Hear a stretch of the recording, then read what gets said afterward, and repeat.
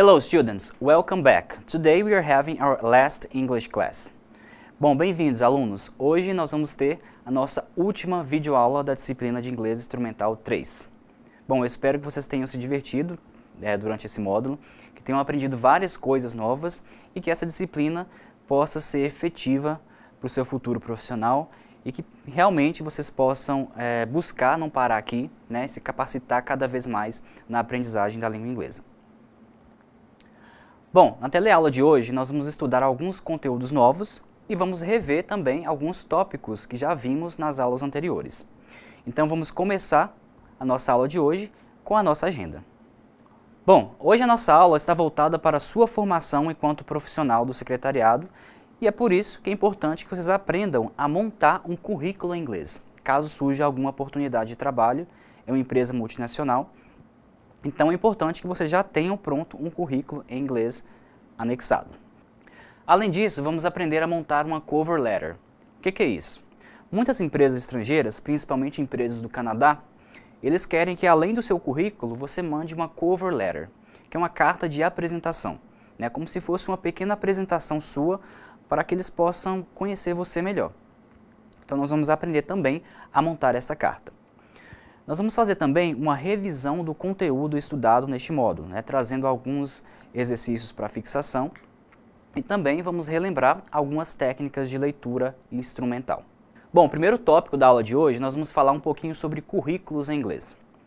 Saber elaborar um currículo adequadamente é extremamente importante para a nossa carreira profissional, pois é a primeira impressão que o entrevistador vai ter de você. E como vocês sabem, a primeira impressão é sempre a que fica, não é mesmo? Então, saber elaborar um currículo em inglês é ainda mais importante, pois existem algumas diferenças dos currículos que nós estamos geralmente acostumados. Em inglês, as pessoas elas tendem a ser mais straight to the point, mais diretas ao ponto. As informações elas são colocadas de formas mais diretas, não tem aqueles rodeios como nos currículos na língua portuguesa. A estrutura do currículo é um pouco parecida com a do português, mas o conteúdo ele é um pouco mais enxuto.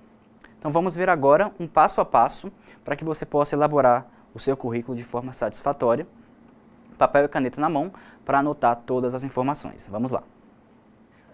Bom, vamos lá pessoal, eu separei aqui para vocês alguns passos para que vocês possam criar o seu currículo em inglês. How to create a resume. Então vamos lá, o primeiro passo qual é? Personal details. O que são personal details? São seus detalhes, são suas informações pessoais. O que você tem que colocar nas suas informações pessoais? Primeira coisa, full name, que é o seu nome completo. Address, que é o seu endereço. Em seguida, você vai ter que colocar o seu phone number e seu mobile phone number, que é seu número de telefone residencial e seu número de telefone celular. E também o seu e-mail. O seu e-mail. Então, essas são algumas informações que você precisa colocar no seu currículo. O segundo passo, nós vamos para o objetivo. Qual é o seu objetivo com aquele currículo? É importante vocês saberem que para esse objetivo você tem que ser direto. Não precisa ficar dando explicações de por que você quer trabalhar naquela empresa. Apenas mostre qual é a posição que você está interessado, o que você quer fazer naquela empresa. Como nos exemplos aqui. Nós temos aqui Accountant Position, que é a posição a vaga de contador. To work in the Financial Department, você quer trabalhar na área do departamento financeiro da empresa. E Marketing Manager, você quer ser gerente de marketing. Então aqui, como vocês podem ver, a pessoa apenas descreveu qual é a vaga que ela está interessada, sem dar tantas explicações. Bom, o terceiro passo do seu currículo vai ser o Educational Background. O que é isso? É a sua... qual foi a sua caminhada educacional? Que cursos que você fez? Onde você fez? Qual é a sua capacitação profissional? Então aqui, nós temos o exemplo de um MBA in People Management, MBA em Gestão de Pessoas. É importante você colocar o local onde você fez esse curso. Então, o exemplo aqui é da Cambridge University, Universidade de Cambridge. Outro exemplo, Bachelor Degree in Business Administration. grau de bacharelado em administração de empresas. Novamente aqui o local onde você fez esse curso, Harvard University, na Universidade de Harvard.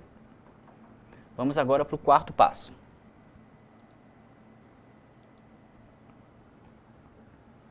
O quarto passo é o seu professional background. O que é isso? Qual é a sua experiência profissional? Quais empresas que você trabalhou até o momento? Então é interessante você colocar o seguinte, o período que você trabalhou nessa empresa. Aqui nós temos o exemplo de August 2012, agosto de 2012, to present, até a presente data. Se você já encerrou naquela empresa, você só coloca a data. E em seguida, você vai colocar o nome da empresa. É interessante também você descrever o que você fazia naquela empresa, descrever as suas responsabilidades, your responsibilities. Então descreva as suas atribuições, o que você fazia naquela empresa. E também você vai colocar your main accomplishments. Quais foram as suas principais conquistas naquela empresa? O que você fez diferente naquela empresa? O quinto passo, você vai descrever as suas habilidades com o computador e também qual é o seu conhecimento em outras línguas. Então você pode descrever, por exemplo, fluent in English, fluent in Spanish. Então você é fluente em inglês, fluente em espanhol. E vai descrever também o seu conhecimento com o uso das ferramentas do computador, da Microsoft Office Suite. É só descrever quais cursos que você tem nesta área.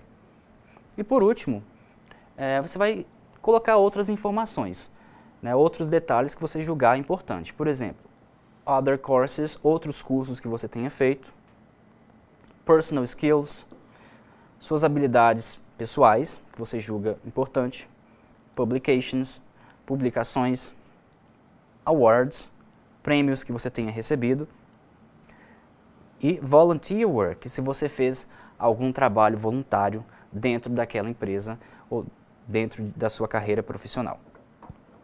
Bom, agora que vocês já sabem o passo a passo de como montar um currículo em inglês, como eu disse, é sempre importante ter um modelo pronto, caso surja alguma oportunidade de trabalho nesta área. E não se esqueçam também de manter o seu currículo sempre atualizado. Bom, pessoal, esse aqui é apenas um modelo para vocês seguirem, tá? Somente algumas informações do que geralmente é colocado no currículo em inglês.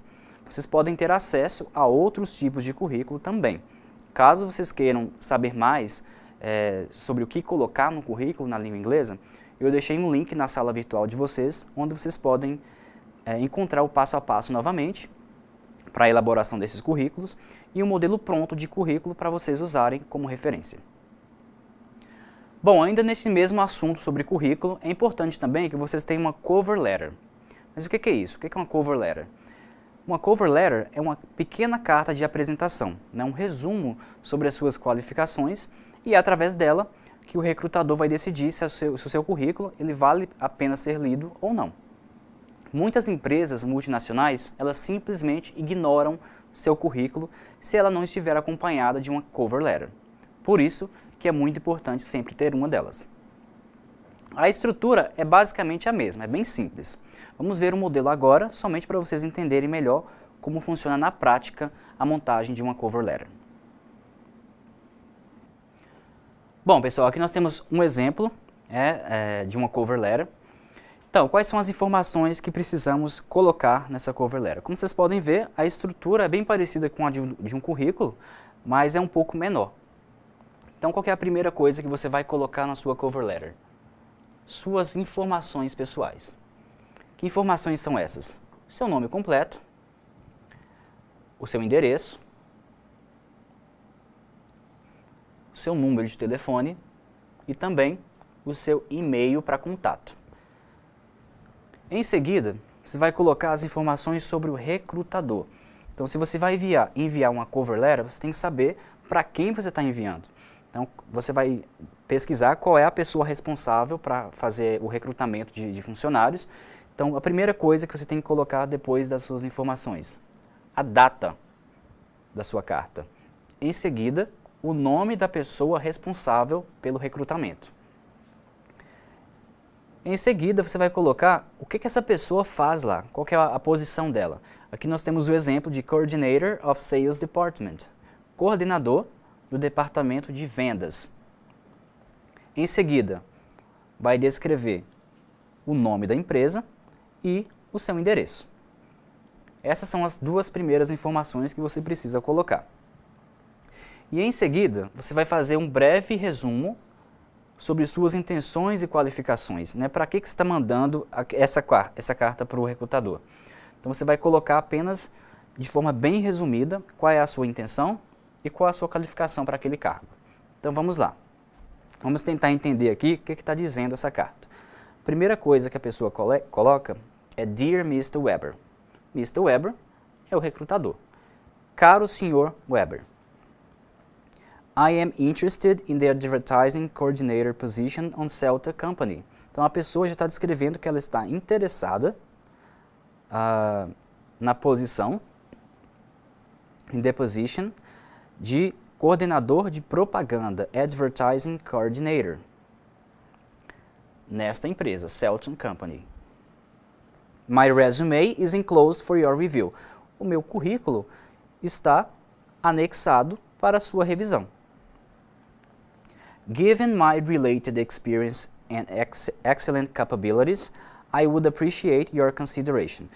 Então, dada a minha experiência e as minhas capacidades excelentes, I would appreciate, eu gostaria da sua consideração, your consideration for this job opening, para esta vaga de emprego. Vaga de emprego, nós dizemos job opening.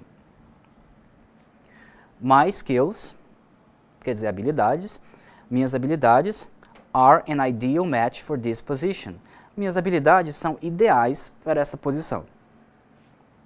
I appreciate your time to review my credentials. Eu agradeço o seu tempo, your time, em revisar as minhas credenciais and experience, e experiência. Again, novamente, thank you for your consideration.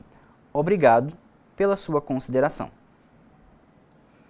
Terminou de escrever o conteúdo da sua carta, você vai agradecer e se despedir educadamente. Nós temos aqui a expressão best regards, que quer dizer meus cumprimentos, Elisa Johnson, a sua assinatura no final. E só, pessoal, não tem muito segredo com a cover letter. Assim como o currículo, é importante você deixar uma cover letter sempre pronta, caso você precise usá-la, ok? Então vamos passar agora para mais um tópico da nossa aula de hoje. Na verdade, nós vamos fazer uma revisão do que foi visto no decorrer do nosso curso. Para isso, nós vamos estudar os principais tópicos vistos neste módulo. E um dos tópicos mais importantes que nós vimos neste módulo foi o passado simples em inglês. Vimos que existem algumas regrinhas para o passado simples e que essas regrinhas se dividem entre verbos regulares e verbos irregulares. Então as frases, elas também podem se apresentar nas formas negativa, interrogativa e afirmativa.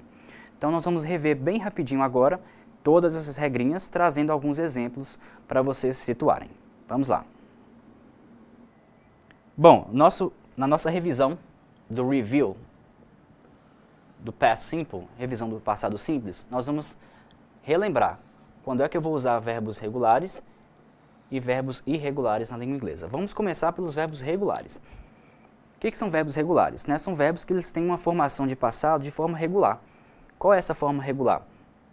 Eu vou acrescentar o ED, o IED ou o D para a formação dessas palavras no passado. Então, por exemplo, eu tenho aqui a palavra travel. Travel é uma palavra regular, um verbo regular da língua inglesa. Então, para fazer esse passado desse verbo, eu só vou acrescentar o ED. Então, vamos ver aqui nesse contexto dessa frase como é que funciona na prática. Então, nós temos primeiro aqui uma frase interrogativa. Did you travel to New York? A pessoa está perguntando se ela viajou para Nova York. Certo, aqui o verbo regular, mas professor, cadê o ED? Bom, como eu já tenho did nesta frase, o did já está me indicando que essa frase está no passado, então eu não preciso colocar novamente o ed ao verbo. Eu vou permanecê-lo da forma base, né, que é travel. Então, você viajou para Nova York? E a pessoa responde, yes, I did. Sim, eu viajei. It was awesome. Foi incrível. Awesome quer dizer incrível. I liked it a lot. Aqui nós temos o verbo like. O verbo like é um verbo regular da língua inglesa. Para fazer a formação do passado é só acrescentar o D ao final do verbo. Como está terminando com E, não preciso acrescentar novamente o ED. Eu gostei muito. I liked it a lot. My mother traveled with me. A minha mãe viajou comigo. Aqui o verbo travel seguido de ED. And we also studied English. E nós também estudamos inglês. Então, nós temos aqui o verbo study. A forma base do studied é study. Lembrando que, para a formação do passado, para verbos terminados em Y seguido de consoante, eu vou eliminar o Y e acrescentar o IED. Próximo exemplo. You liked the trip very much. Aqui com o verbo like, frases afirmativas, negativas e interrogativas. Você gostou muito da viagem. You liked the trip very much.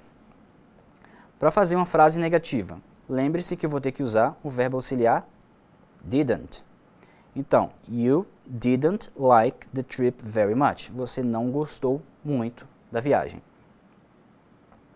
E para fazer a frase interrogativa, lembrando que é só trazer um verbo auxiliar para o começo da frase antes do sujeito. Did you like the trip very much? Você gostou muito da viagem? Bom, essa foi a nossa revisão para os verbos regulares. Vamos ver agora como funciona com os verbos irregulares.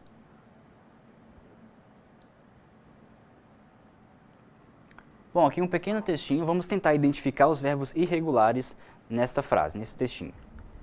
Vamos lá. Yesterday, ontem, I went to the movies. Então, nós temos aqui o primeiro verbo, que é went. O que é went? É o passado do verbo go. O que é go? Ir. Então, eu fui para o cinema. I went to the movies, eu fui para o cinema. And I met some friends there.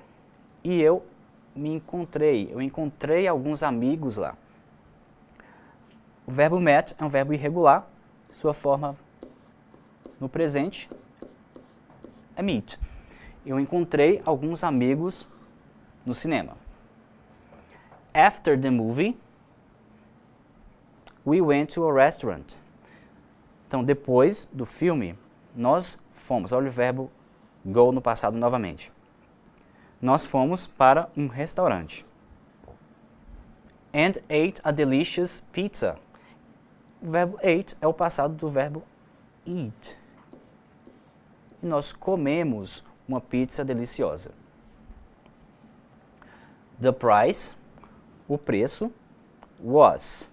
Lembrando que o was é o passado do verbo to be, que quer dizer ser ou estar. Então, o preço estava, foi, so cheap, muito barato. Que was novamente, it was so cool. Foi muito cool, legal. Certo, vamos ver agora frases negativas e interrogativas. Com o verbo só. Só é o passado do verbo see, que é o verbo ver. Então vamos lá. Megan saw Kelly yesterday. A Megan viu a Kelly ontem. Negativa. Megan didn't see Kelly yesterday. Vou usar o didn't e em seguida o verbo na forma base. Megan não viu Kelly yesterday. Não viu ela ontem. Did Megan see Kelly yesterday? Frase interrogativa, trouxe o verbo auxiliar para o começo da frase, depois o sujeito da frase e o verbo principal na forma base. Megan viu Kelly yesterday. Então, a Megan viu Kelly ontem. E aí, pessoal, deu para refrescar um pouco a sua memória? Bom, um conselho que eu dou para vocês, pessoal, é que regras existem várias. né? Não adianta você ficar estudando e não praticar, porque isso não vai adiantar nada. Então, aprender línguas estrangeiras tem muito disso, é prática. Então, pratiquem sempre que vocês puderem.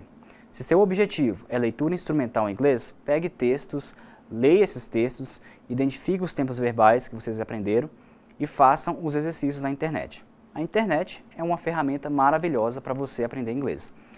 Além disso, existem vários sites, né, para vocês aprenderem inglês de graça. Então, você pode até conversar com pessoas de outros países pela internet. Bom, mas voltando para o nosso assunto.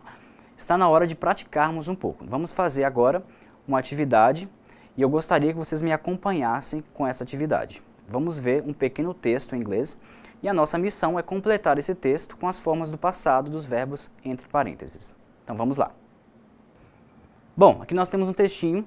Como eu disse, o objetivo é completar esses espaços com a forma do verbo no passado entre parênteses. Então vamos lá. Analisando esse texto, nós percebemos que talvez trata-se de uma carta ou então uma mensagem, que a pessoa começa com Dear Friends, queridos amigos. Então vamos lá. Dear Friends, hope you're all fine. Espero que vocês estejam todos bem. I am on holiday in Brasília. Eu estou passando feriado, holiday quer dizer feriado, em Brasília. It's the capital of Brazil. É a capital do Brasil. You know. Yesterday, I to the National Theatre. Então nós temos aqui a palavra ontem, já está indicando que essa frase está no passado. Eu fui para o Teatro Nacional. Então como é a forma de go no passado? Went. I went to the National Theatre and see a play with actors from the famous TV show Caceta e Planeta. E eu vi, see é o verbo ver em inglês, uma peça com os atores do famoso programa de TV Caceta e Planeta. Então qual que é a forma de see no passado? Saw. And saw a play with actors from the famous TV show Caceta e Planeta. They were fantastic. Eles eram fantásticos. I a great time. Então a pessoa está querendo dizer que ela se divertiu muito. Aqui nós vamos usar o verbo have. Qual que é a forma do verbo have no passado? I had a great time. Eu me diverti muito. I was with some friends and after the play we pizza. Então eu estava com alguns amigos and after, depois da peça, after the play, nós comemos pizza. Vou usar o verbo have novamente. Qual que é o passado de have? Had. And we had pizza. Then, então, nós tem o verbo decide here, verbo regular. Então nós decidimos ir para um passeio em Pontão. Então se é um verbo regular, sua forma no passado é só acrescentar o de, ou é de.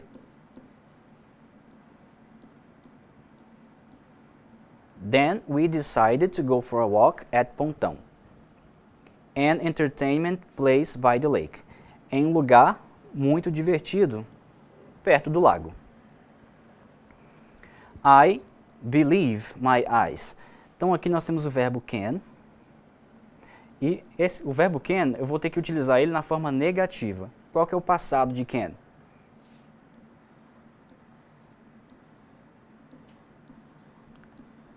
Could. Se é negativo, eu preciso colocar uma palavra de negação, que é o not. Então a frase vai ficar assim: I could not believe my eyes. Eu não conseguia acreditar os meus olhos, o que eu estava vendo. Ricardo, my ex-boyfriend, was there too. Ricardo, meu ex-namorado, também estava lá. We talk a bit. Nós, talk, que é o verbo conversar, nós conversamos um pouco. Talk é um verbo regular. Pela regra, só acrescentar ed. We talked a bit. And we meet again this morning. Então, ela quer dizer que eles se encontraram novamente esta manhã. O verbo meet, um verbo irregular, seu passado é formado através do verbo met. And we met again this morning. Nós nos encontramos novamente pela manhã. Easy, fácil. We are just friends now. Agora nós somos apenas amigos. Por fim, nós temos a última frase, que é uma frase interrogativa. Se é interrogativa, eu vou ter que usar o verbo auxiliar. Então vamos lá. What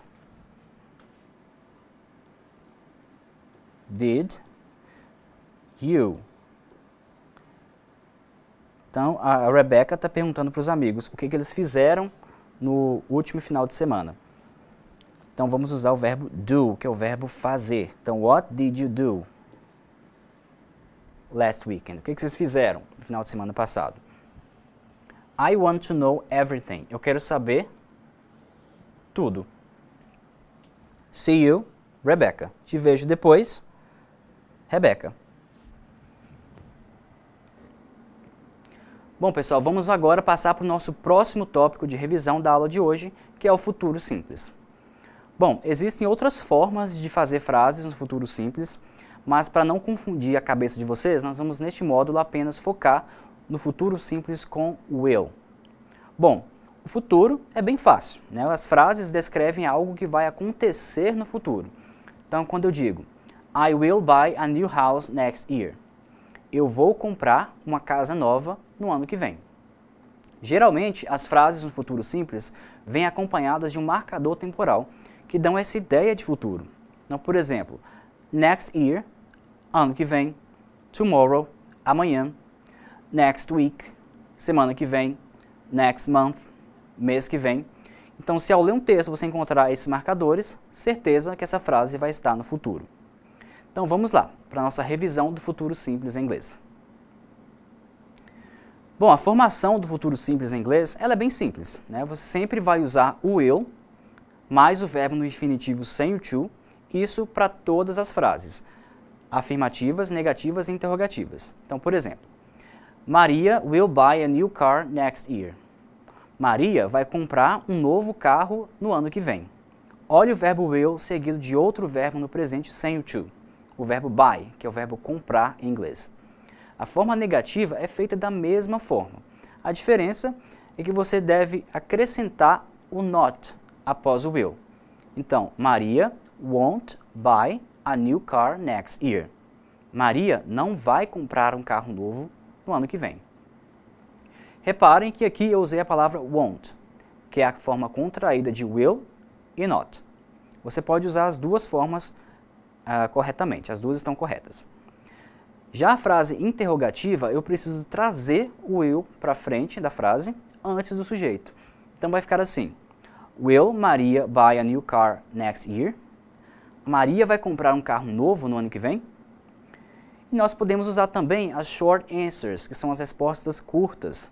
Então eu posso responder, yes, she will, sim, ela vai, ou no, she won't, não, ela não vai. Lembre-se que o will é invariável, tá? Vocês podem usar para todas as pessoas do discurso sem mudança de sentido ou de escrita. Bom, agora que nós já revisamos tudo, chegou a hora de praticar. Né? Para memorizar bastante essas estruturas, nós vamos fazer 2 exercícios agora, utilizando o verbo auxiliar will. Vamos lá. Bom, pessoal, qual é a proposta agora nessa atividade? Nós vamos completar as frases usando will ou então won't. Como é que eu vou saber qual deles eu vou usar? Vai depender do contexto da frase. Então vamos analisar. A primeira, we be in 2017 next year. Tenho aqui o marcador temporal no ano que vem. Então a ideia dessa frase é que nós vamos estar no ano de 2017 no ano que vem. Considerando que estamos em 2016, posso utilizar aqui no caso o will na forma afirmativa. Então, we will be in 2017 next year. Próxima frase. James go to the party because he has a stomachache. Então, qual que é a ideia? James vai para a festa porque ele está com dor de barriga, stomachache. Então, se ele está com dor de barriga, provavelmente ele não vai à festa. Então, vamos usar aqui a forma negativa. James won't go to the party because he has a stomachache.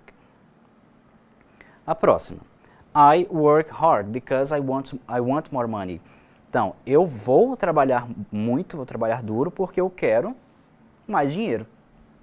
Então, é uma frase afirmativa. I will work hard because I want more money. A próxima.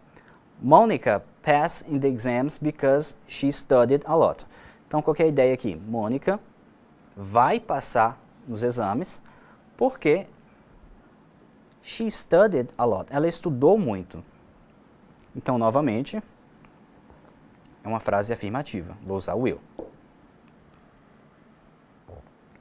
A próxima. My parents go out today because they are tired. Então, qual que é a ideia aqui? Os meus pais, eles não vão sair hoje, go out today, porque eles estão cansados. They are tired. Então, aqui nesse caso, eu vou usar o won't, para dar essa ideia de negação. Bom, nós praticamos agora as formas afirmativa e negativa do futuro simples. Vamos ver agora como ficam as frases nas formas interrogativa. Bom, nesse caso aqui nós já temos as frases prontas no futuro. A nossa missão é só transformá-las para as formas interrogativa. Então vamos à primeira. You will watch TV series this weekend. Você vai assistir seriados este final de semana. Lembrando que, para fazer a pergunta, é só trazer o will para frente da frase. Will you watch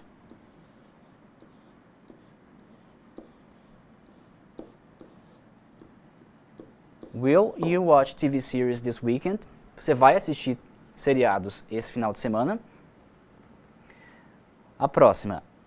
Amanda will buy a new house next year. Amanda vai comprar uma nova casa no ano que vem. Vamos lá. Will Amanda buy a new house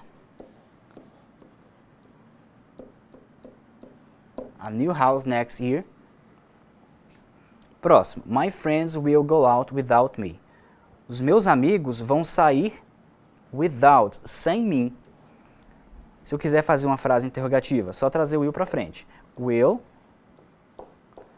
sujeito da frase, my friends, desculpa.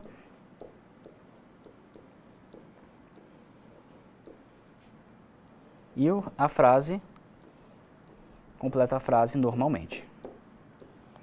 Will my friends go out without me? E por último, my sister will have a baby. A minha irmã vai ter um bebê. Will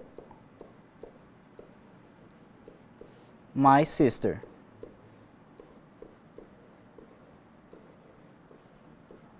have a baby?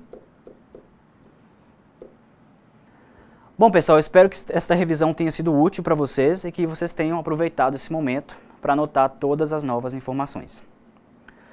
E no último tópico para a aula de hoje, eu gostaria de retomar um tema muito importante para vocês, que são as técnicas de leitura em inglês.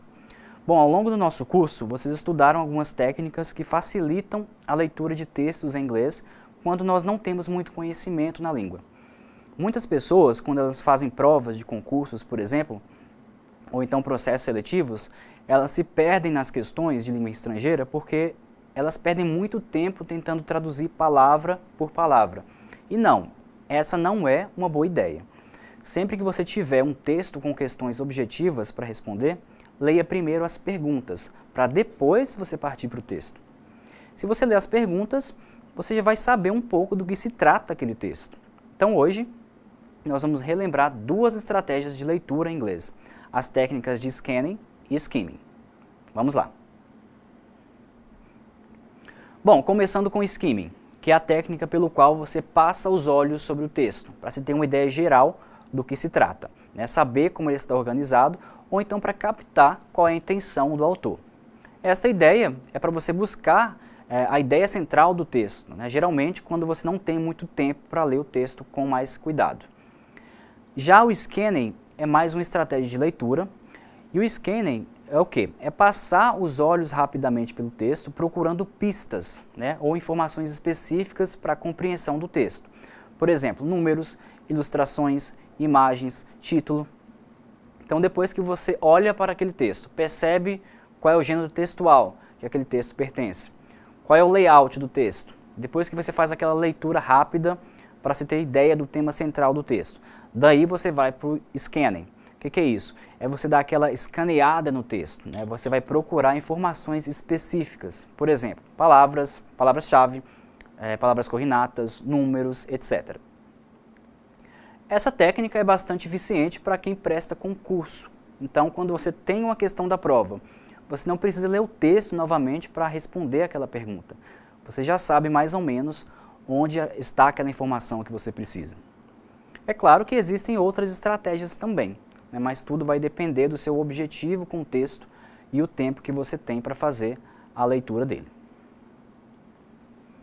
Bom, agora para praticar um pouquinho mais, vamos fazer uma leitura bem rápida de um texto em inglês e praticar essas duas técnicas de leitura.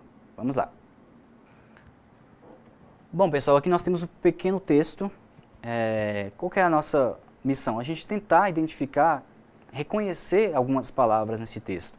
Então, qual que é a primeira coisa que você tem que fazer? Dar uma olhada rápida no texto.